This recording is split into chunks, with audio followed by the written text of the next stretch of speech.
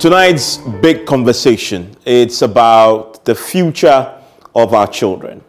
We talk a lot about the standard of education when it comes to the pupils, the students, but we rarely talk about the quality of the teaching and education for the teachers who will graduate to become, well, the teacher trainees who will graduate to become the teachers who will be taking responsibility of our children's education.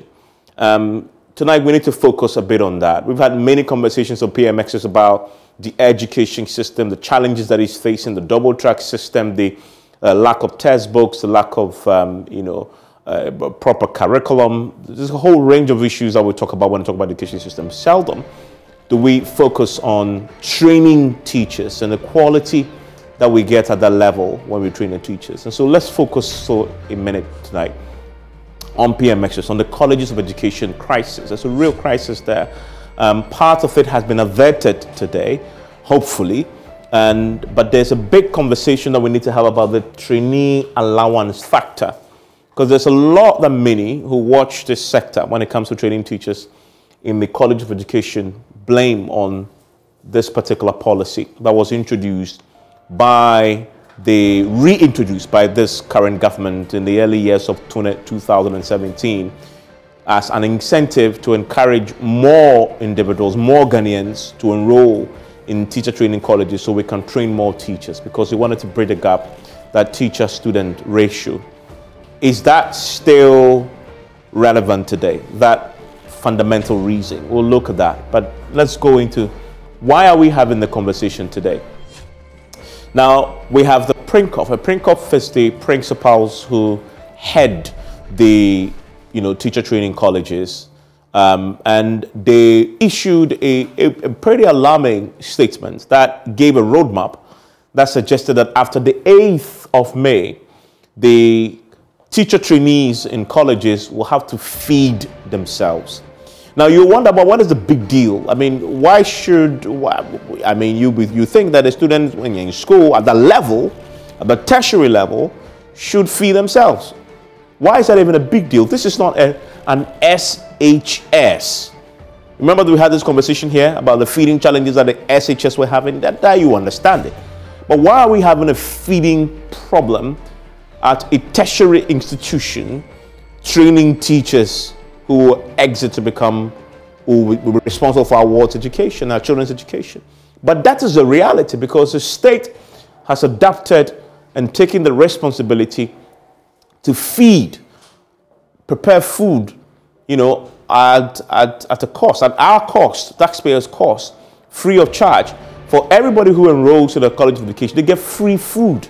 You get breakfast, you get lunch, you get supper. All at our expense, the taxpayers' expense. Why is that? But the government says you will provide the food and we will pay for it. So the suppliers have been doing this. They've been doing this for the past 6 months, right? And we know that has been the arrears. For 6 months, they've been doing it, and the government had not paid. So the principals did a roadmap and said, after the 8th of March, we can no longer continue to feed the students. They will have to feed themselves. They should do so, except that it's not as simple as that. The education minister held a press conference today on the back of that press statement from the principals, because obviously if that was the case, that was going to leave a big challenge at the training colleges, and said, in essence, the government had released funds on the back of this alarming news to quickly pay for the outstanding arrears of the past 6 months. We'll get into that very shortly, right? So that is just one part of the problem, one part of the problem solved, which is the feeding crisis that was impending, right? And then we have the teacher training allowance that again was a factor, right? Now, we'll get some clarity if you're just joining us, because the amount that has been released, 67 million plus, apparently includes part of the allowance arrears, the teacher training allowance arrears for the students themselves. And so that is also one of the key things that had come up. Remember, this teacher training allowance matter was a big campaign issue. And the NDC said, they cancelled it and they will not reintroduce it. The MPP took a different position, which is we would introduce a teacher and nursing training allowance. They did so. It has proven to be difficult to sustain, and it's explaining why we've had so much arrears. And some experts have said, why carry this burden? Because you don't need to. Okay, but government said there are good reasons why we'll have to carry on doing this. So we'll get into that conversation very short. And then still with the teacher training college, they are on double track, as we've heard. Why? Because infrastructure is a problem. Huge numbers. You have training, you're going to school, you're going to school and you're being paid an allowance to go to school. That in essence is what a teacher training allowance is. Go to school, get a skill, graduate to become a teacher. Whilst you're going to school, the state has said, we will pay you to go to school and get trained. Why won't many people jump on that bandwagon? You get 400 cedi a month, I think it is, to just go to school. That definitely will encourage a lot of people to enroll. At least you're guaranteed for the entire duration of your time in school, you have 400 cedis to pocket. And then you also get breakfast, you get lunch, you get supper. That is a beautiful package indeed. It's a sweet deal. What that means is that we have a huge number now enrolling to go to the colleges of education. Problem is, we don't have the infrastructure to match. Because of that, we're doing double track. That is affecting a bit of the education at that level. And I'm curious to know tonight, is all this affecting quality? The quality of the teachers we are graduating to teach our children? Keep your eye on the ball. It's about our children, because when they graduate, they will teach our children. Does that affect quality? That's not all. We've had both the lecturers and the non-teaching staff also embark on strike this year for poor conditions of service. So the teacher training college, they have issues. They have issues. Government is doing something about this. Then there are 46 of them. So this is a huge number. 46 teacher training colleges, a huge number. And this is according to the 2022 budget, by the way. So this is a huge number. That's why the amount is big. Now, if you look at it, the education minister made an announcement today, and he made an announcement that 47.9 million have now been released, right? So the colleges should get a hit in the account very shortly so they can make the payments and clear their arrears. A total of 46 colleges will get an amount per college. We're doing a breakdown. 4.1 million will go to one college. So this should deal with the matter. And if you will listen to the principals, they're happy that government have done this. The question though becomes, so government has fixed this, does that address the fundamental challenges that the colleges are having to endure? We will look at that. And if that's not addressing it, or this is just putting a plaster on the wound, how do you fix this problem in a more permanent, sustainable way to have funding for the colleges so they can produce not only teachers, but good quality teachers for our children? Now, this is the amount we are spending just on this according to the budget again, the 2022 budget that we checked. And we checked the budget from 2017 to 2022. The budget that government has put in place for teacher training allowance is a significant amount. So if you look at 2022, government has budgeted 241 million cedis for allowances, right? And the clarity I'm getting, and I'll get that from the education ministry shortly, about this allowance, it's not only the money that goes into the pocket, but apparently the feeding is part of the allowance. And so when you see 241, it includes the feeding. So the amount that has been released will cover both, okay, arrears. In 2021, COVID, we're still spending 169 million, same 2020, so a lot of amounts, right?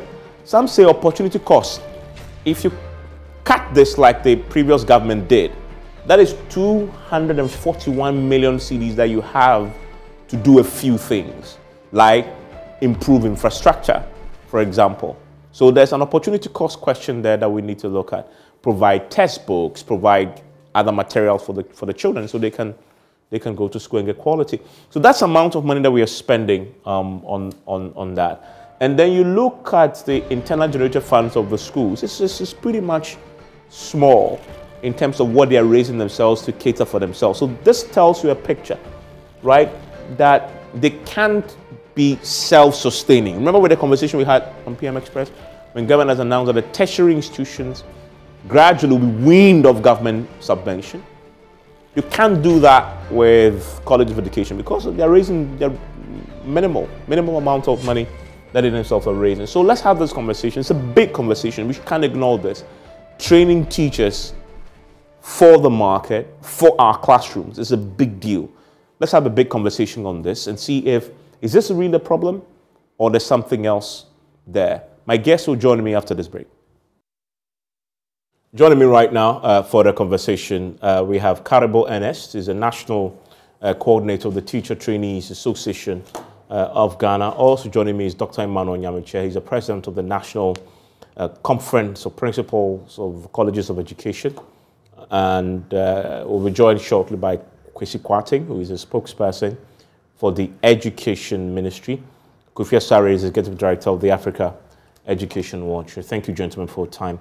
Let me start with you, Dr. Nyamiche, who is, of course, the president of the PRINCOF, and it was their letter, their release that sparked what we saw today, that reaction by the Education Ministry announcing a 67 million cedi release to the colleges of education.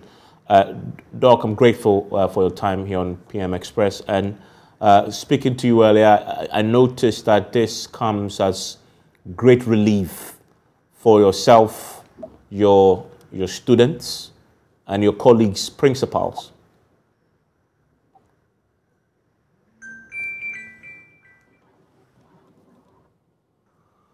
Doc, kindly unmute for me, if you may.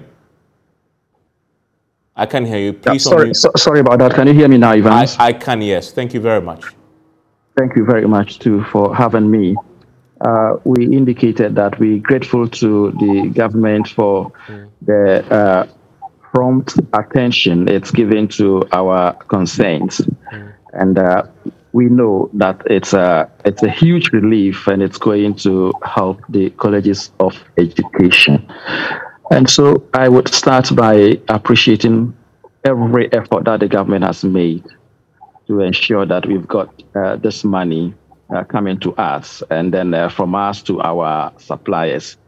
And then once we pay our suppliers, there is every assurance that they will continue to provide the food items that we need so as to enable us to take care of our students as and when needed.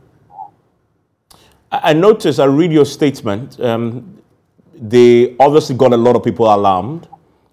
And I know PRINCOF doesn't appear to be a group that normally takes this approach. I get the sense from reading the press statement that you found the need because it became very, very dire indeed.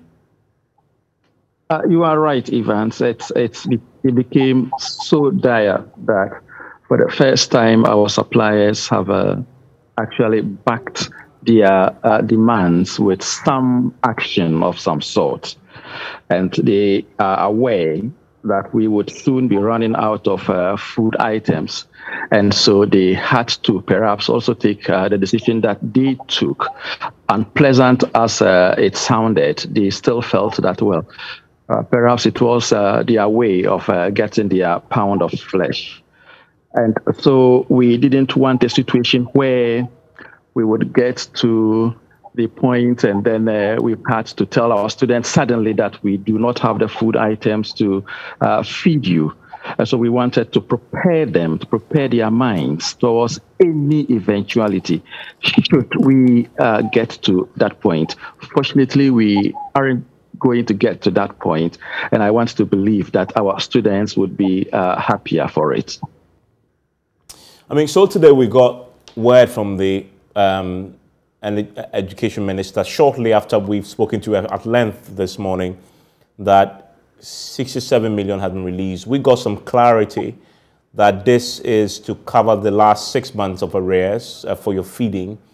But let me ask you this, when we talk about the teacher training allowance, what are the components? Does it include the feeding for the children, pardon me, a great deal? the feeding for the teacher trainees? You are right, Evans. The students are given 400 cedis, but then 200 cedis goes directly to them, and then 200 cedis would come to us, that is as principals.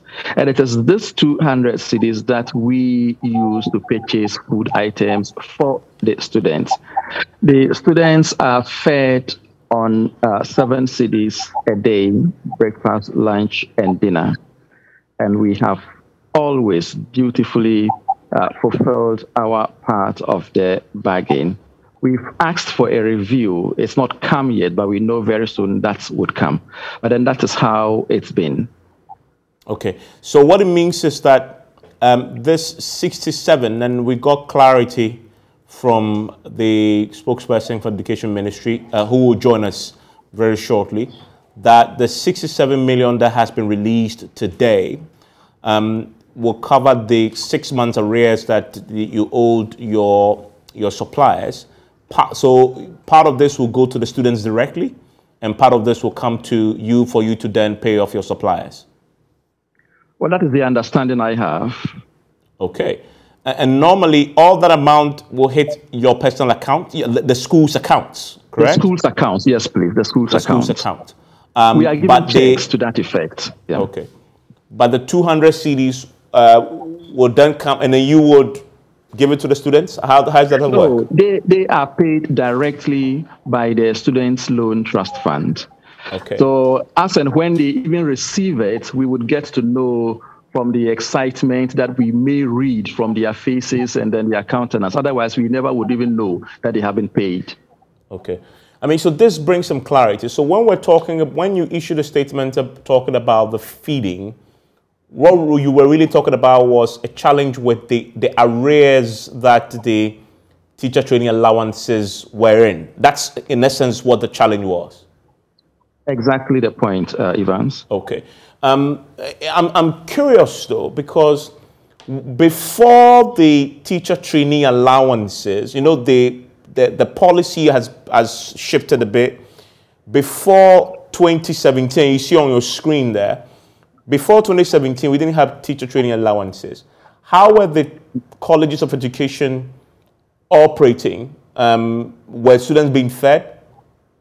Yes, they were fed 3 times a day, just as they are fed now. But then what used to happen was that the students would pay for feeding. It was part of their bill. So for the semester, we asked the students to pay upfront. And then at a later date, government will release some money to be given to students as refund. But then they did not get anything coming to them as allowance as they are receiving now. It was just for the feeding. Okay.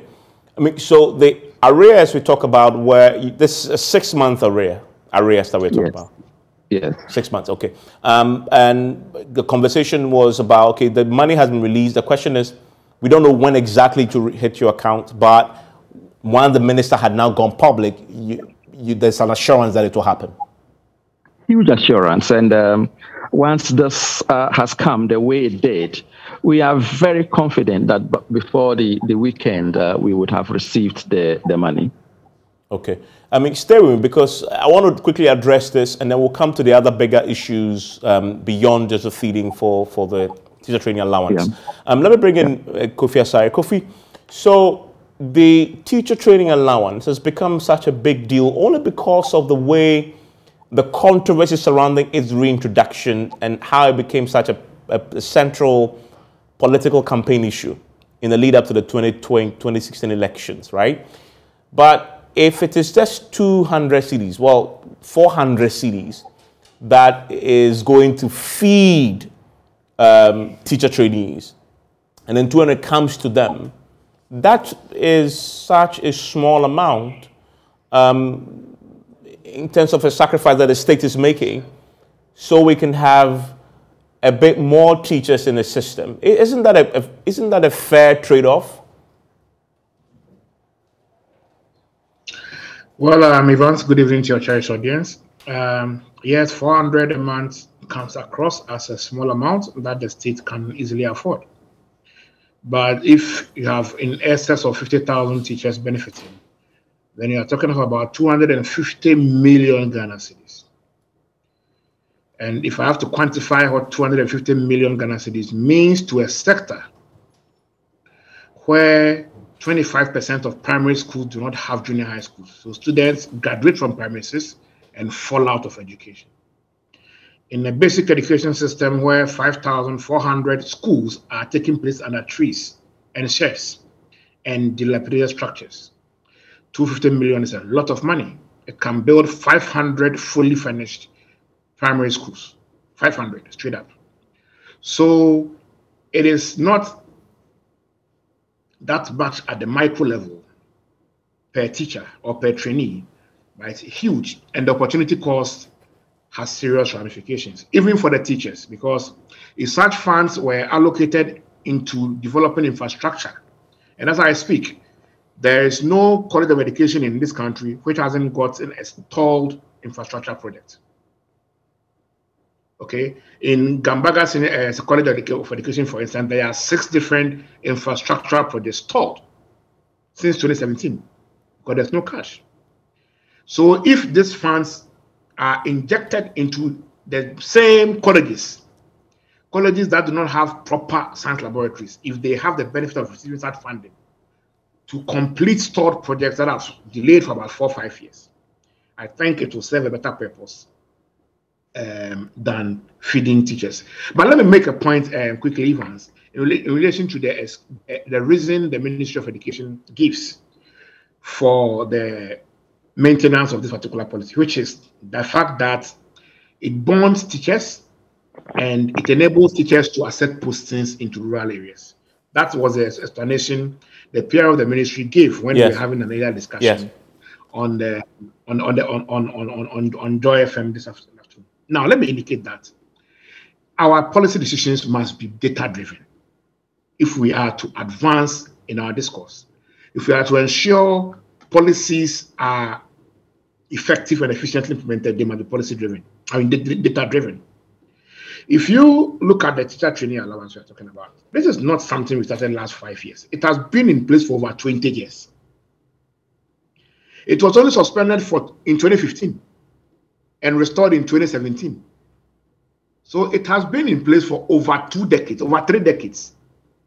So if indeed the objective or the rationale or justification for having a teacher allowance scheme is that it enables teachers to be bound by virtue of their enjoying that particular grant to accept postings in deprived areas, then by now, after decades of implementing this policy, we should have had, if not optimum number of teachers in deprived areas, at least we shouldn't have had an oversupply of teachers in urban areas.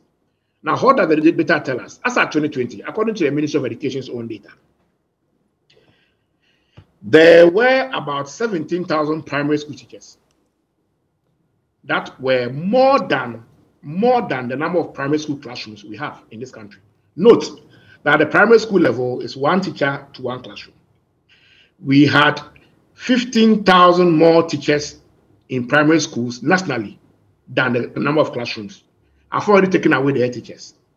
Now, but if you go to the deprived 75 districts, the 75 deprived districts, where these teachers, most of them are supposed to go because these are where the remotest of communities are found. Even though we had 15,000 more teachers at the primary schools at the national level, in these deprived districts, there were at least 2,000 empty primary school classrooms. This is as at 2020. So we have 2,000 empty primary school classrooms in the 75 deprived districts. And we have oversupply at the national level. And let me just take one municipality, Adenta. I won't go to the higher class. I will look at Adenta, lower middle class. Adenta municipality has had only 18 primary schools as of last year. 18, only 18. But it had 360 teachers, 360. And a deprived district like Zabzugu had 55 primary schools, 3 times the number of primary schools in Adenta. But Zabzugu had 100 less teachers than Adenta.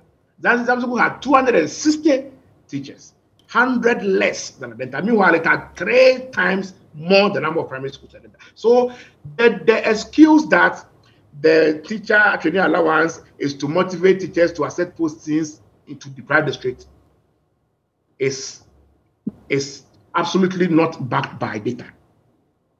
Other than that, by now, we shouldn't have had an overpopulation of teachers in urban areas and extreme shortage of teachers in some deprived districts. That's the point I want us to make. So if we are finding justification for the teacher trainee allowance, it shouldn't include motivation. In any case, it would have been a beautiful idea to have such a policy intended to motivate teachers to accept postings in deprived areas. And how would this have been done? The best way to have done this would have simply said that if we have 400 cedis a month to spend on a teacher because we expect that they will go to a deprived district or deprived community, why not wait when the teacher is posted to that deprived district? Then this 400 cedis, which is more than 20% of a serving teacher's salary, at least the first years, the newly posted teacher's salary. This amount 400 is more than 20% of a newly posted teacher's salary. So if you simply say that because I want to motivate you to accept postings into Zabzugu as a newly trained teacher for the first 3 years, I am giving you this same amount, 400 cedis, which is about 25% of your salary as rural allowance.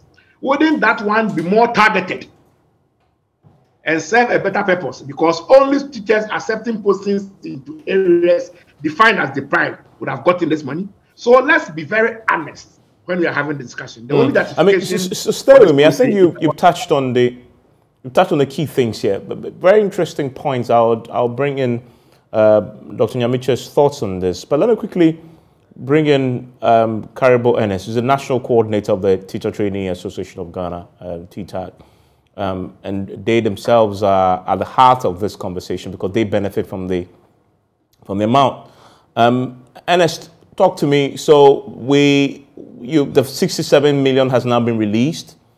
That would cater for the arrears that they owe you.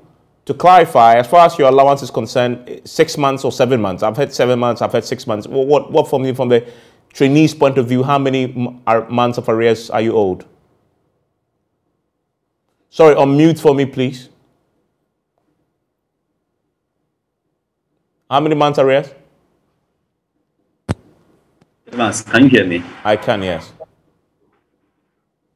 Evans, am I on there? Can you hear me? I can hear you. How many months arrears are you owed? Okay, the government owes trainees 7 months of arrears, please. Okay, so the money has been released today. Well, at least it was announced that it has been released. I don't know when, but the minister himself announced today. The principals are happy with it. What about the students? Yeah, indeed, the news got to trainees, and you can see it all over. We are all excited with the step that has been taken by government. Trainees are actually excited. I can say that, please. Tell me, how much of a difference does 400 cedis make? And let's break this down. You only get 200 cedis in your pocket. The additional 200 cedis goes into feeding. How much of a difference does that make to the life of a teacher trainee? If I must say, 400 Ghana cedis actually means a lot to teacher trainees. Personally, I'm a beneficiary of the allowance, and I must say that my interaction with my colleagues, I can say authoritatively that without these allowances, many of my colleagues possibly wouldn't have been able to graduate. We have just seen the case of what is happening in KNUST. These are cases that are happening everywhere. So if the trainees are given the opportunity to benefit from this, I must tell you, 400 Ghana cedis means a lot to trainees. I recall the days that we used to pay, before the allowances were reinstated, when trainees used to pay these monies in their fees. We realized that the fees were so exorbitant, and we had these issues rampantly. But the introduction of the allowances actually have actually improve the situation a little bit. Because even if they are using for 200 Ghana cedis to feed you, say in a semester, 4 months, you have 800 Ghana cedis to receive as your allowances. The average trainee has almost half of his or her school fees, if actually you need to use that to cater for your school fees. So I think that it's helping trainees greatly. Personally, I can say that I benefited from it, and quite a number of trainees out there are actually benefiting from these allowances. How much is the fees?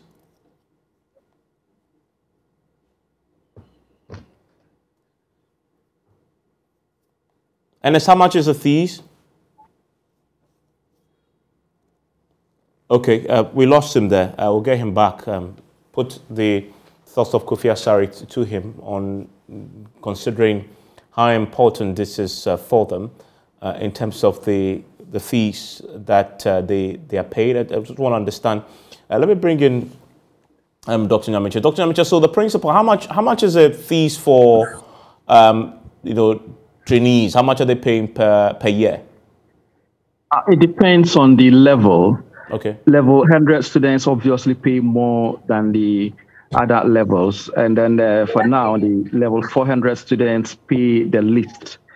And so I cannot say that they have the same amount to pay. Level 100, I think, is around 2,000, and then it comes to 1,000, and then level 400, they pay around 800. Oh, I see. So the higher you climb the ladder, the lesser you pay?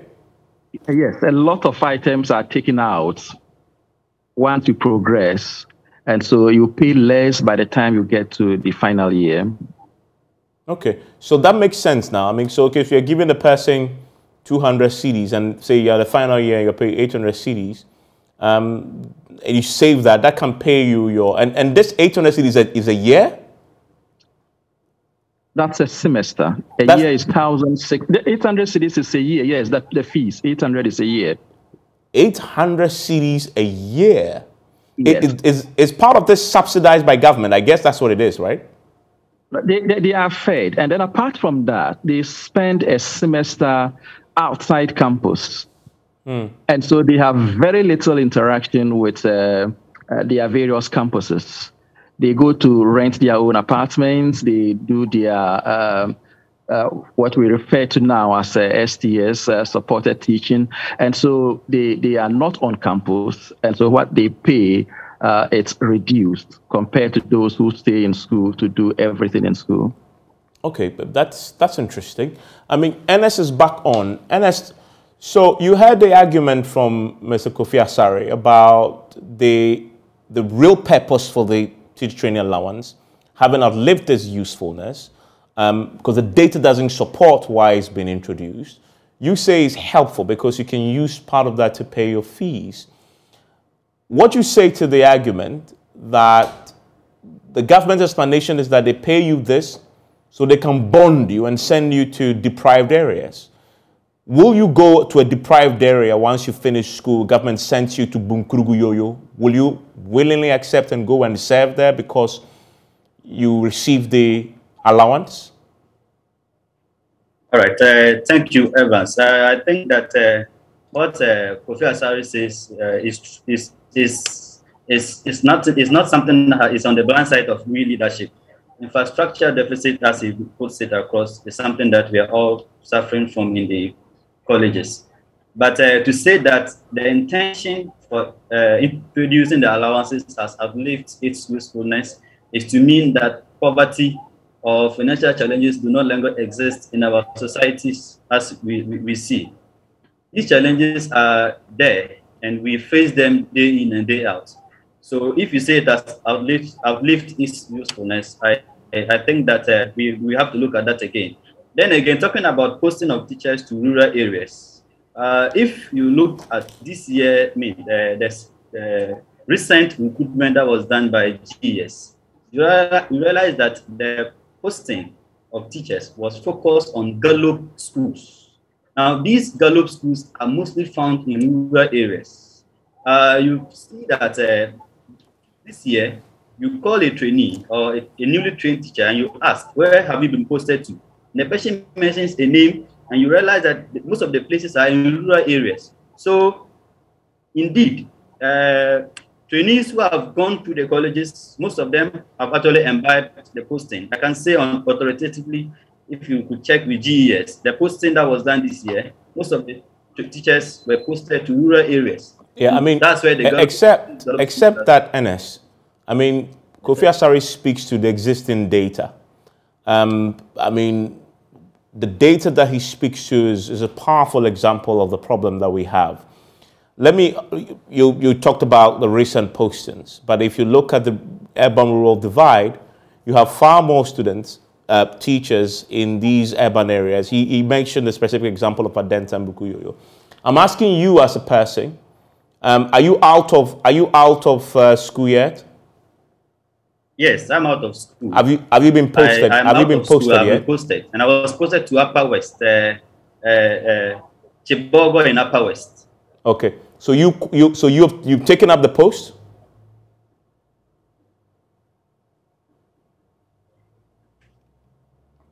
You've taken up the post in the Upper West? Evans, I can hear you, please. You've taken up the post in the Upper West? Of course, I'm in Upper West, Chibogo RC Primary School. And most of my colleagues are in Gallup schools. And let me clarify this. You are only there because you've been bonded because you accepted the allowance? I was posted there by GES. They didn't tell me that I was posted there because I received allowances, but I was posted there to serve my country. And that's where my services are needed. Not only me, many trainees out there are living these examples. Do you sign a bond? Not exactly. We don't sign a bond. It's just like any recruitment that is done. You are posted where your services are needed. Now, let me say that most of these data that has been brought out by Kofi Asare, that we have a chunk of teachers in the urban areas. These people, some of them go to the rural areas, then they serve for a particular period, and they qualify for transfer.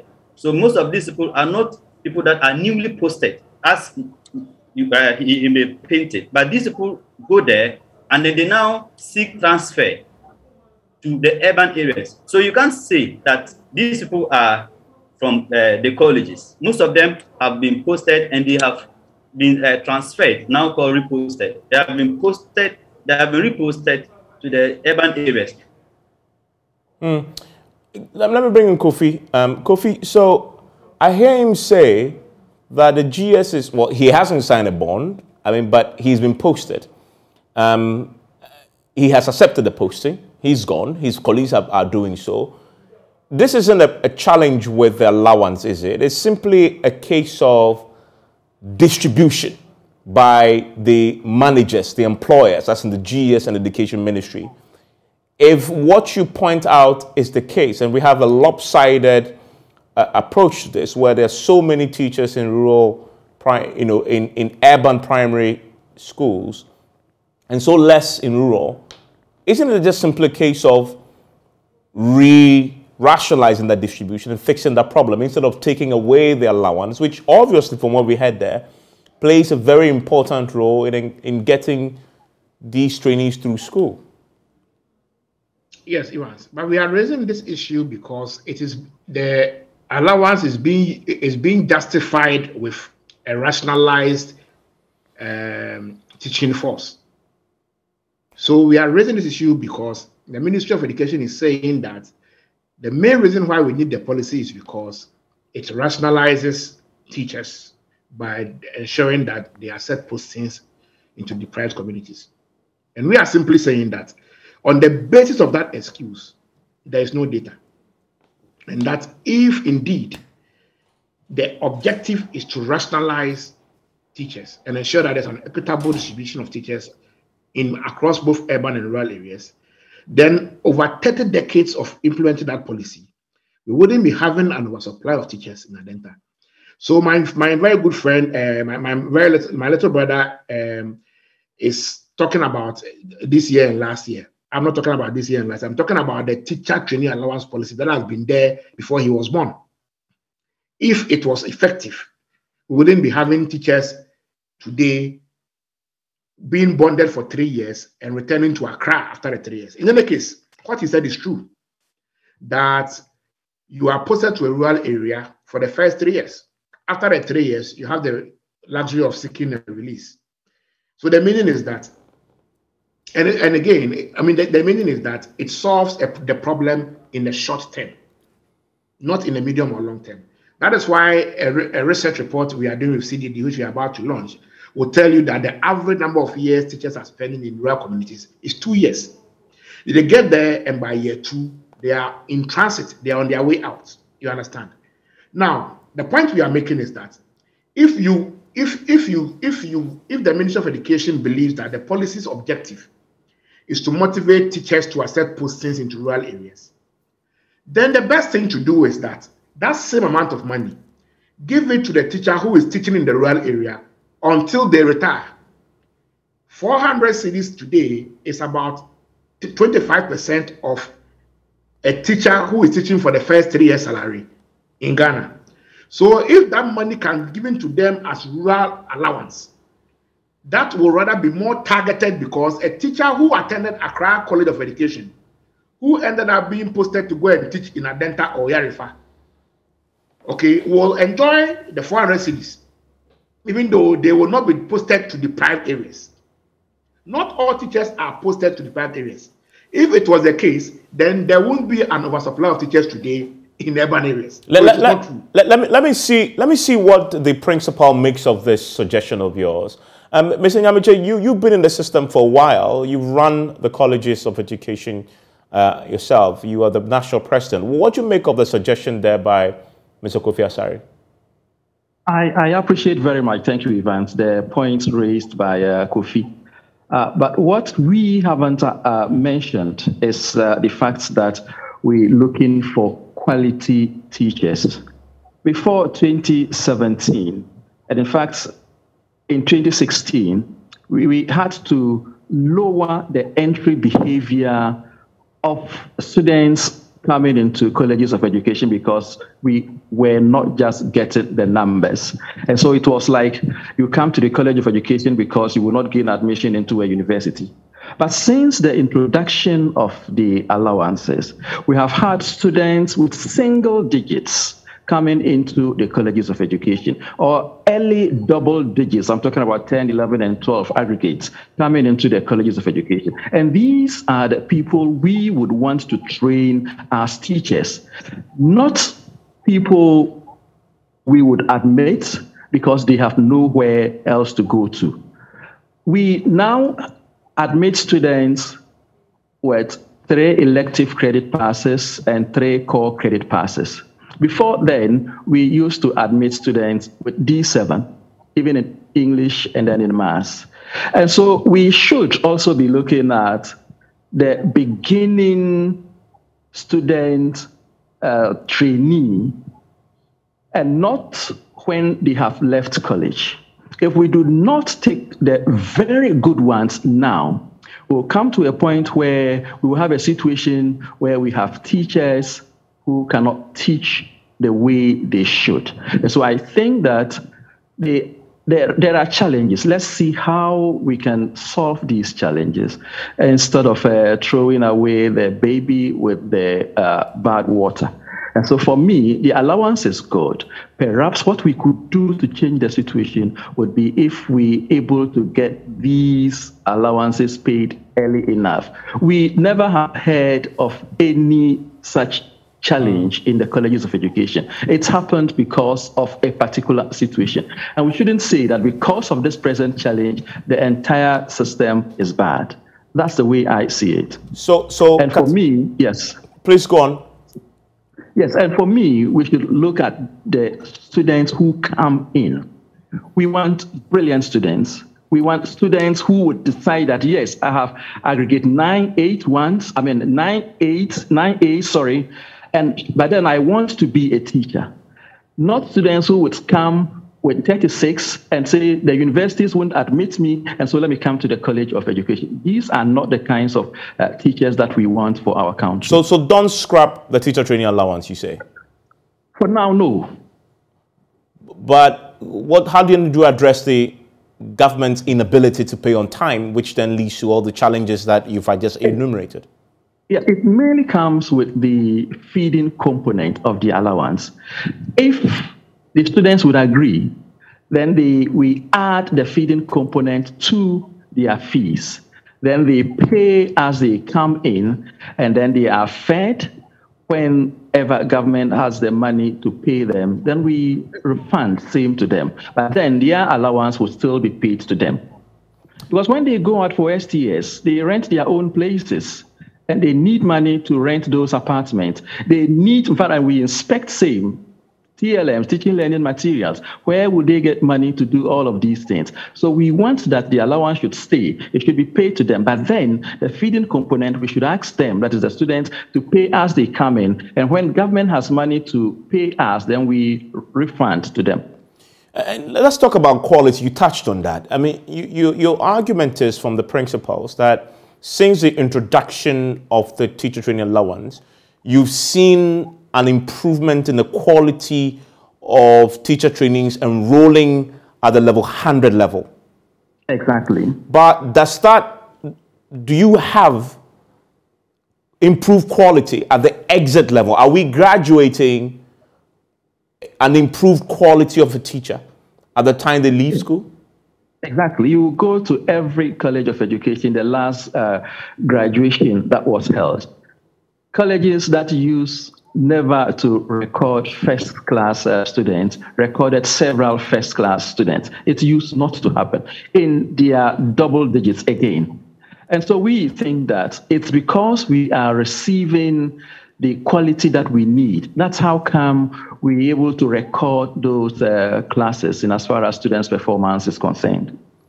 How then do you explain the recent, when they wrote the teacher licensure examinations, the results were not as flowery as I've heard you paint it? How do you explain that? If you check the teacher licensure exams, you would notice that we have massive failure numbers with the university students who come to write, and not so much with the colleges of education. That is those who come through colleges of education. And this is backed by the science? Exactly.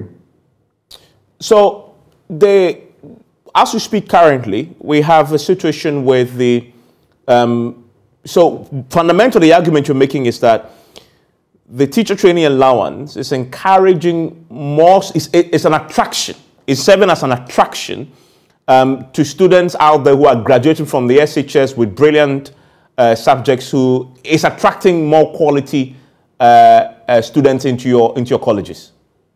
Yes, Evans, the attraction is there. And then we have a situation where once they also know that they will be paid allowances, and then at the end of their stay in school, when they have completed, they would also be posted. Now, naturally, you would have brilliant students coming in to pursue programs in the colleges of education, which hitherto used not to be the case. You are currently running, from what I understand, a double track system, are you not? Yeah. Yes, fundamentally because, and you just made a point, there's an attraction that the allowance has introduced, your numbers have gone up, but you don't have adequate commensurate infrastructure. The opportunity cost question is there, right? We just show the graph that tells us how much government is spending. 250 this year, for example, million. It's a lot of money. What is the bigger need? Improving your infrastructure or feeding and paying allowance? What would you say? I would say we should do both. Okay. But government can't. I mean, that's a reality. We just don't have the money. So, and government must make a choice, it appears, between continuing with the allowance or saving that money to build infrastructure. Government, for now, has made a choice. And the choice is that we're going to do both. But you don't have, from what I understand, enough infrastructure. The reason why you're running we are running a double track. Is there a roadmap to get you off the double track, and when is that? The roadmap is there, but then the problem is that it's not taking off yet. Government has assured all of us, that's all 46 colleges of education, that hostel facilities will be put up in each one of the 46 colleges of education. And once that is done, we are certain that we will be moving out of the double track system. Is that happening though? Is the investment in infrastructure happening as promised on the campuses? It started, and we want to believe that it would be taken care of. Okay. From what Kofi Asare says, it has stalled. Is that accurate? Yes, it's stalled, and it didn't just start yesterday. Okay. Projects have been on our campuses, and for some years now, nothing has been done about those projects. And so these projects, we are told, we've been given the assurance, will be completed, and new ones would be put up in the various colleges. I mean, Kofi, just a minute to wrap up. Respond to the point the Prinkoff president makes about the quality that they've seen at the entry level, the quality they're seeing out there, and he credits the teaching allowance for that. I mean, that was part of the reasons for that reintroduction, to attract people to go to teacher training. They're not just attracting, they're attracting quality. Quickly respond to that for me in a minute, because I have to wrap up. I have no data,